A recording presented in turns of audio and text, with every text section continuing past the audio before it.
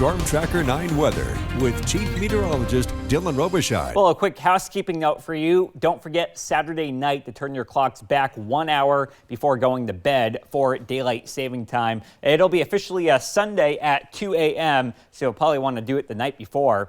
And what this means is that the sunset will be super early now. And in fact, tonight it's right about 6 o'clock.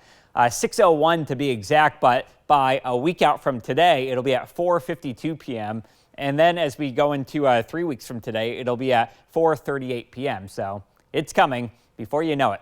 Right now, as we get a live look at the Doppler radar, you'll see that down to our south, we are tracking some spotty showers, but these are mostly light hit and miss showers. The real heavy stuff, though, is well off to our west, still over 1,000 miles away. But this is originating from the equator, and so this has a lot of warm, soupy air with it here. This is going to be moist, laden air, as opposed to a couple weeks ago. We had that cold Canadian air mass that brought the snow to the Cascades. This will have warm air associated with it. Look at this conveyor belt of moisture. I mean, this is just packed with moisture.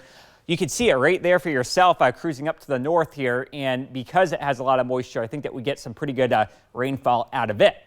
Let's walk you through the hourly planner. So 9 o'clock tomorrow morning, as you go off to work and school tomorrow, we don't have any problems whatsoever. But here we go, 7 p.m. We have rain hitting the coast, and from Corvallis down to Roseburg, we see the showers hitting around that 7 o'clock time frame, which means that any outdoor high school football games, the game may start off dry, but by the second half of the game, we may be looking at some heavy showers.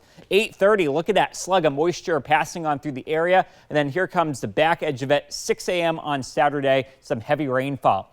Good news to all of you heading off to Autzen Stadium for the Ducks game. I do think that once we get past mid-morning, a lot of this will be done with. 8 o'clock is really the heaviest of it, but then at lunchtime, it's all the way off to the east. And then as we go into the afternoon hours, 2:30, that is kickoff time, we're looking quite dry. So, let's hopefully things will end up staying dry as we go into Saturday. Now, as we go into Sunday, we'll be looking at spotty showers, and that will just continue into Monday and Tuesday. The winds will be whipping as well from Newport down to North Bend. We're tracking south winds coming in as high as 40 miles per hour. And then as we go into Saturday, the winds will eventually subside. But if you do live along the coast, and especially close to the beaches, we will have very gusty winds Friday night going into Saturday. For tonight, though, we drop down to the 50s. For tomorrow, the upper 60s. So it will be a very warm day as we go into the afternoon hours.